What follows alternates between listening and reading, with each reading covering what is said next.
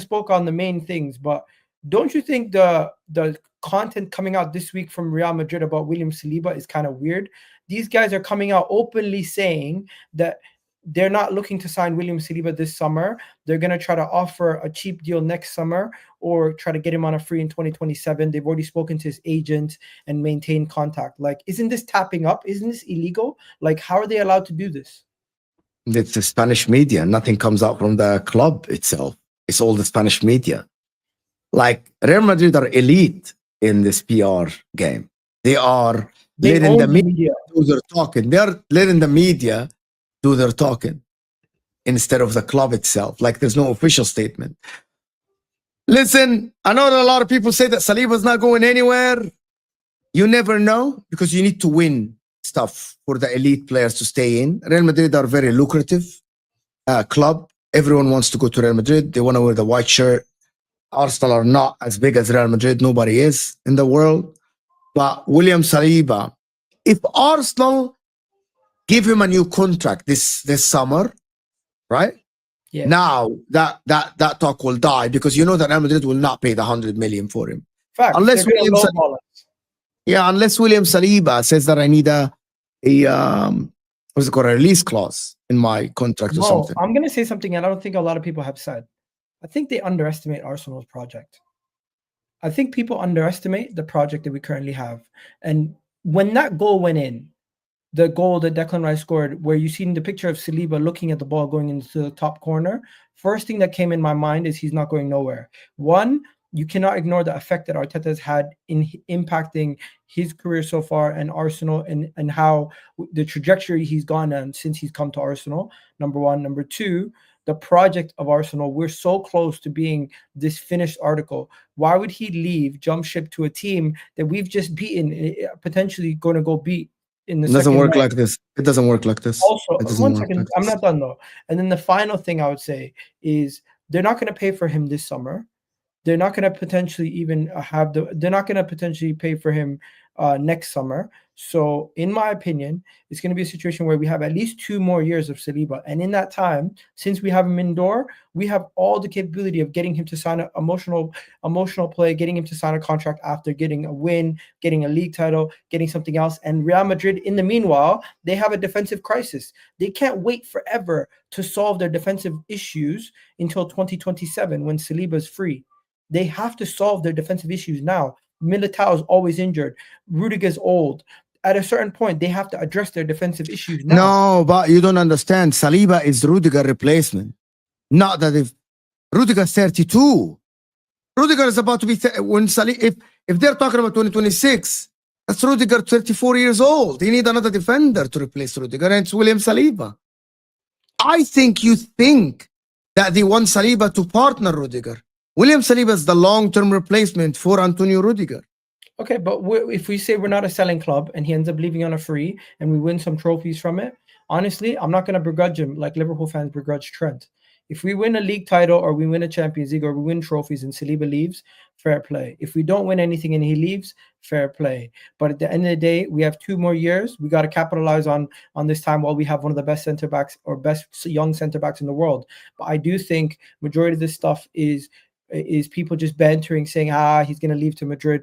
I know the best players of the world go to Madrid, and he's going to end up going to Madrid eventually, maybe at some point in his career. But right now, we have the capabilities of saying we're one of the best. You need, as people say in the chat, Saliba's not going to stay here forever without you winning trophies. I know, but we also have a young, hungry squad. And don't you think this whole team also wants to win trophies? It's not just Saliba. He's looking at the investment we're willing to make. He's looking at the team, looking to try to make moves. We are not Tottenham right now. We are not going out there to try to improve our team. We are going out there and saying we're going to go do everything it takes to go and win the league, go and win the Champions League. We're not sitting here resting on our laurels. Now, if we come back here, Mo, in a couple months' time or a couple weeks' time, and we hear that Arsenal is now going to be going for less ambitious signings in the transfer window, and we're going to let Partey leave, we're not going to get Zubimendi, we're not going to get Gyökeres, and we're going to go into next summer with Delap and fucking, I don't know who else as our center forward and winger options, then I'll be pissed off, and he should fucking leave. Because I would look at it at the club and say we're not serious. But at this moment in time, I look at Arsenal Football Club and I say this is the most serious the club has been in my lifetime since the Invincibles.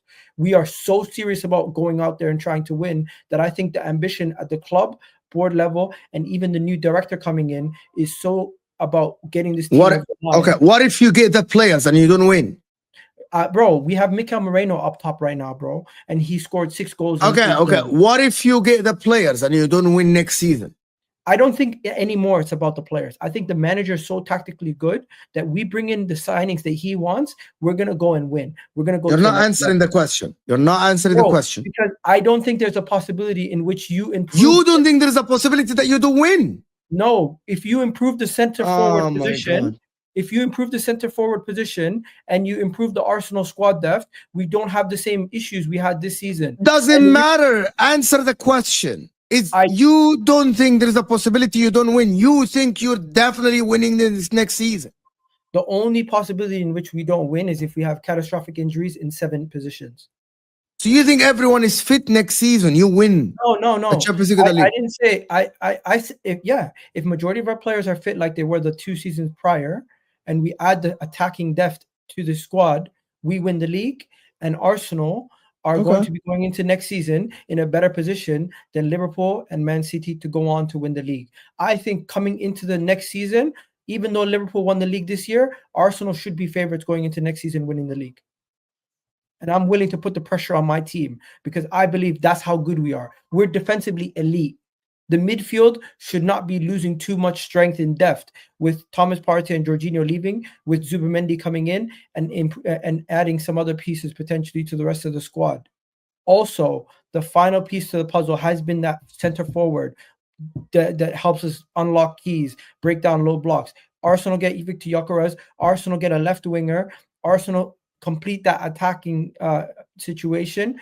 This summer, coming out of this summer, going into next year, with Victor Gyökeres, a proper left winger, Zubimendi, and some more squad depth across the defensive line, that should be enough for not only Arsenal to compete again for the Champions League, but also get over the line in the Premier League.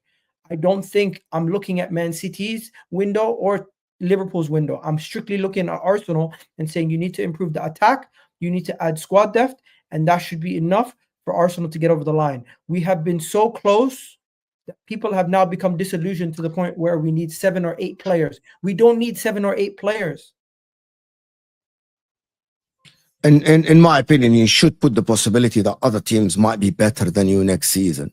Like if Liverpool go and sign a striker next season and a centre back and a left back and a midfielder, which is very possible, as Arne Slot said, you need to actually make the possibility that they go and win it again next season. If Man City sign top players, you need to put that. There is a possibility, and I don't think you're going to be clear favorites next summer if Liverpool as well sign top players, because you're doing, as Sam says, the best case scenario for you and the worst case scenario for the others. No. You need to put the best case scenario for you and the best case scenario for the others. I never mentioned Liverpool or City and their situation. I'm strictly speaking from my perspective of my club. Arsenal Football Club, going into next summer, Mo, it's very simple. People said you went into this year without a center forward. Get the center forward. You went into this year without the squad depth in the attack. Go get the left winger. You went into this year without the squad depth in defense. I think that's wrong. We did have squad depth, just some of them were not available or injured. So go and get another quality defender and get rid of a bunch of some of these defenders that are not playing, like the Kieran Tierney's, the Zinchenko's, maybe even Kivior. And then the final piece, with Jorginho and Partey leaving, we cannot leave ourselves in a situation similar to when Granit Xhaka left, where we say, oh, we miss Partey, we miss Jorginho. No, you go and address that in the summer. So I think easily with what we should be able to get done in this summer, Arsenal should be able to equip themselves not only to compete once again for the league, but to go and get over the line. And with the squad depth and Ethan and Mazu Skelly breaking through, Arsenal should have the rotation in key areas. Now, there is people who are going to question the manager or certain players, but I don't think this team is that far off Liverpool. Liverpool have been much better than us this season based on their level of consistency. Fair play. They deserve it. I'm not taking nothing away from them. But Arsenal, if we can stay fit and we can rotate our players better and manage those games better, this is where Arteta needs to come in and do better at managing those games and rotating within games, so he doesn't have players dying on the pitch. I agree with your take, to be honest. It's We just, can go and win. I know you can, and I never said that you won't, but it depends on the summer for Liverpool as well. You're making it as you are the only people, you're the only one who's making summer transfers. Also, Liverpool will do summer transfers. Man City will do summer transfers as well. So for me, I'm looking at Liverpool, especially renewing Salah and Van Dijk. I'm looking at their summer transfer and I'm thinking, bro, they can go to the next level with Arne Slot.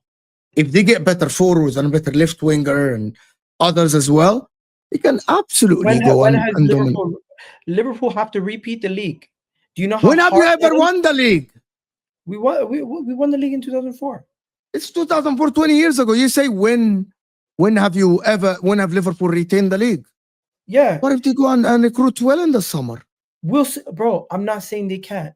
I'm saying if Liverpool recruit well, even if they recruit well, I still back Arsenal to go and get the job done. I believe in my team. I believe my team has a quality manager. I love the belief. I believe my team has a quality team. I believe my team has one of the best defenders, some of the best midfielders, and some of the best attackers in this league. Now, if we go and add to that, not only will we be one of the best teams in the Premier League, we'll be considered one of the best teams in the world.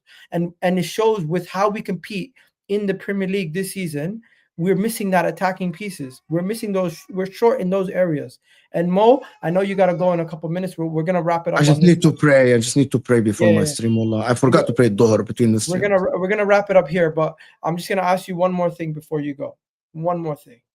Mm-hmm. Do you think Arsenal need to change any of their key players going into next season? Yes, you need an attacking midfielder that will create. Yes. So are you saying Martin Odegaard needs to go? No. I say Martin Odegaard needs to be an 8, and you need an attacking midfielder or someone that can create from open play.